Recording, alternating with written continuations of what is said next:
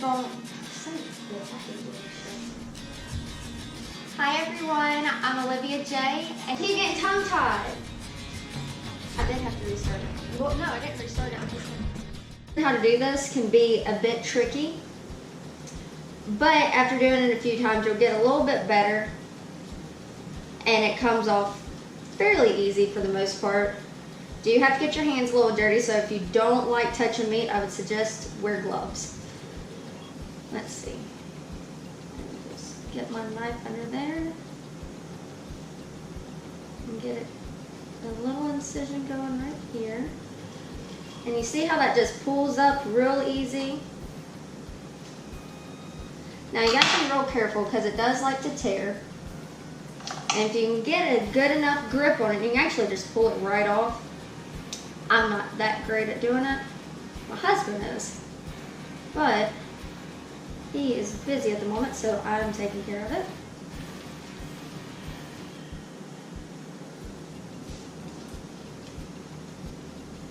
There we go. And see, sometimes it can be a bit tricky to get it started. But once you do, you can just take this membrane, get a good grip on it, and you just pull it right down, and it just comes right off like this. And I know, once again, it looks gross, but I'm telling you, especially for you ladies, if you're trying to impress somebody with your rib recipe, take this off. And then once again, it got hung up, so you just take the knife, you slide it back, come back across.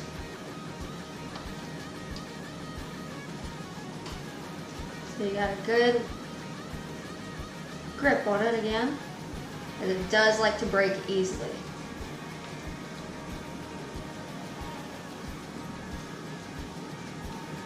Okay, now you just grab that again and pull real hard. Not too hard so it tears, otherwise you're going to have to go back in with the knife. Makes it a little bit more difficult, a little bit more time consuming. Okay, now we have all that off. Take it and go throw it away. You don't need it. And you do also still have this little bit on the end. So you just take your knife, get up underneath there just like that. This part's a little bit easier and quicker if you just cut it because it's not so much. It's real bulky. Let's see. And there we go. And that part is taken off. Okay. So wash my hands and we will begin to season it.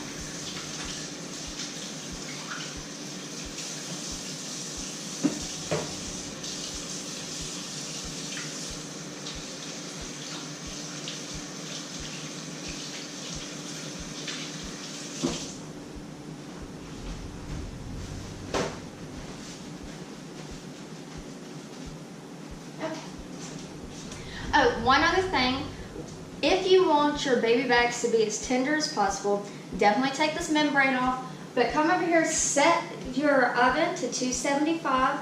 You're gonna bake them for about 3.5 hours, low heat. At the end of it, they're just gonna fall right off the bone.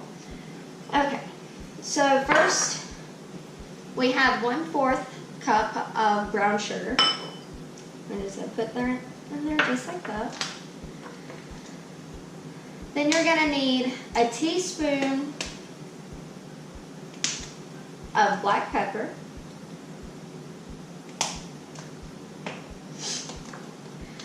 You're going to take a teaspoon of cayenne pepper. Give it a little bit of spice. Because you want it sweet, but you need that little bit of heat to it, especially if you're cooking for gentlemen, because we know that y'all like y'all's food hot and not real syrupy tasting. Then you're going to take your chili powder. Once again, 1 teaspoon is all you need for it. I mean, if you do like it a little bit hotter, you can always add more. Best way for me to do it is if it's not quite hot enough, taste it at the end, then add more. Adding too much, you can't really take away. Oh, well, I just spilt that. Okay. Then you're going to get a good teaspoon of ground mustard. I am just about out of, and I didn't realize before I did this video. Dump that in there. you're going to want 2 tablespoons of minced garlic.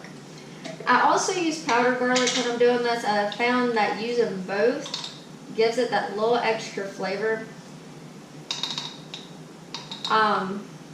I like powdered garlic, but it tends to sometimes be too much, and minced garlic, if not added enough, won't be enough. So use a little bit of garlic powder and 2 tablespoons of minced garlic, and it will be a lot better. Okay, so with the smoked paprika, I'm sorry, I'm shaky for some reason today.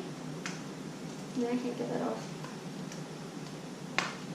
Well, yeah, hold on.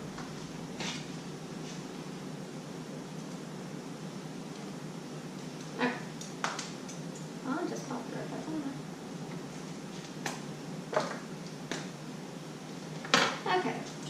Now, you're going to want to use a tablespoon of smoked paprika when you're doing this, and paprika gives ribs an amazing flavor. So a good tablespoon is what you will need. Kind of came up clumps up. Okay.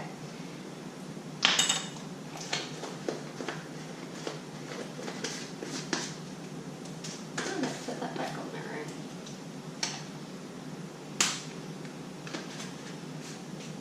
Okay. Now, I use Himalayan salt. It's a lot better for you. It doesn't make you bloated, so I do recommend using Himalayan salt, but regular white salt is good as well. You want to add enough to taste. I don't really measure this one. I like a lot of salt. If you don't, just cut it back to your preference. Let's see. Okay, there we go. Flavor in it. Alright, now you're going to add very little balsamic vinegar. A little bit goes a long way. This, I'm going to do it a little bit different than just measuring it out with my tablespoon. 1 capful I have found is the exact amount that you need to make this taste perfect. So just add 1 cap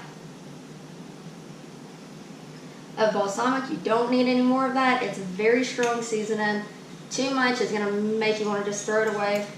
And after waiting 3.5 hours for your ribs to get done, you don't want that. Okay. Got that all over my hand. Now you need to add 2 tablespoons of olive oil. This is going to make sure everything spreads out really nice. Also, adding oil to your ribs keeps them very tender. I'm making a huge mess over here. Okay. Let me get a spoon, and then we will be ready to mix that on there and get it ready to go.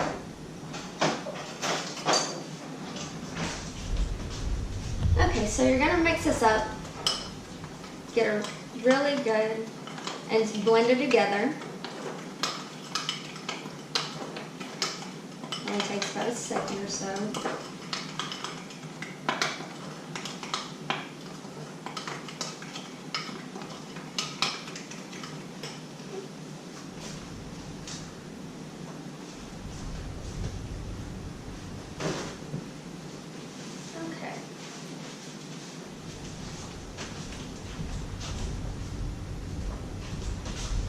Okay, so the first part you're going to do, you're going to lather up the bottom really good, nice thick layer. That's got to get out of my way. There. Oh. There we go. Okay. Make sure you don't miss any spots on it, because once again, like I said earlier, this is going to be your flavor to make sure that your ribs come out tasting very good, but without having that super meaty taste that they can sometimes have. So just make sure you lather everything up all the way down. And now, once you cook these, they will be flavorful enough to where you could just do this rub on it. You wouldn't need to add barbecue. My husband and I, we do like barbecue ribs, so we do always add barbecue at the end. That's just our preference. You don't have to do it that way.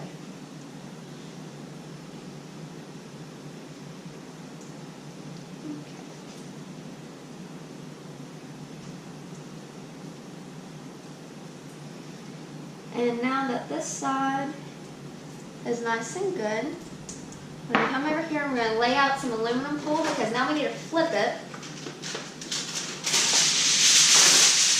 And we need to make sure that it's good and right.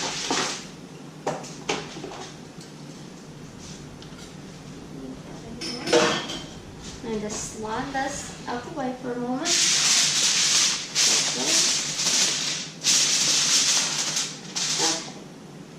Now all you're going to do is grab your ribs on both sides, take it, and come over here, make sure your hands are clean.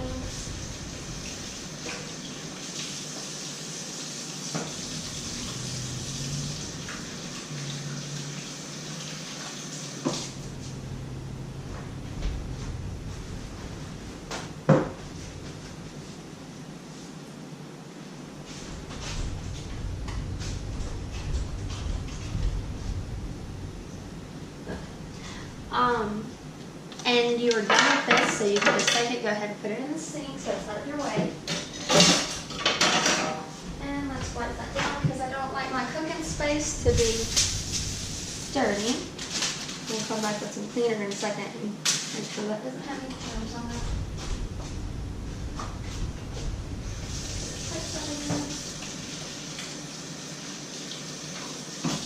Okay.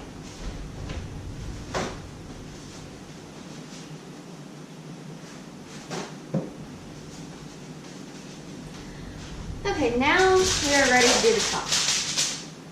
And like we did just a few minutes ago, make sure you don't miss any spots.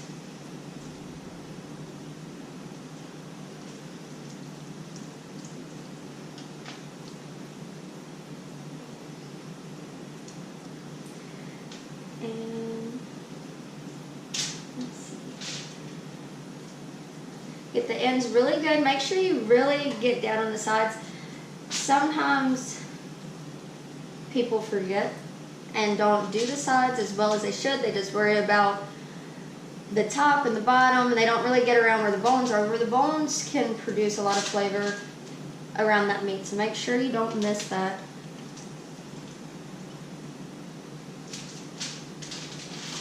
Okay. And now we are ready to wrap the ribs. You want to make sure you got a good wrap on them. And then we will be ready to put them in the oven.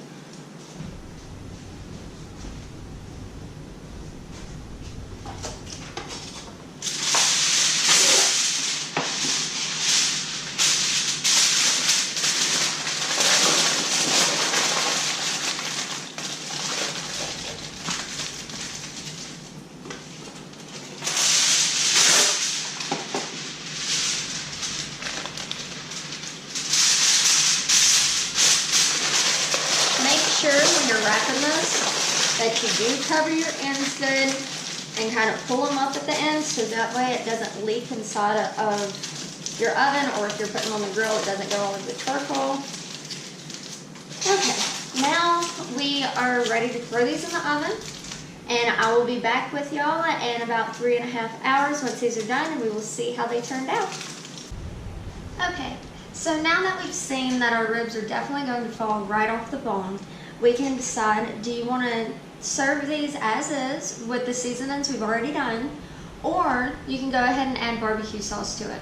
My husband and I like to add Sweet Baby Ray's whenever we use barbecue sauce. That's the brand we usually go with.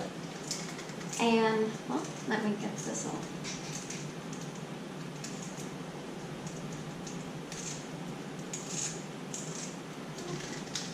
There we go. And what you're going to do, just add as much as you like down it. Use your brush to make sure it's spread evenly. Then you're going to have, while we do this, your oven should be getting to temperature on broil at 500 degrees. Now you're only going to leave your ribs in for about 5 minutes. That just lets the barbecue have enough time to get nice and warm, and then it'll be ready to serve.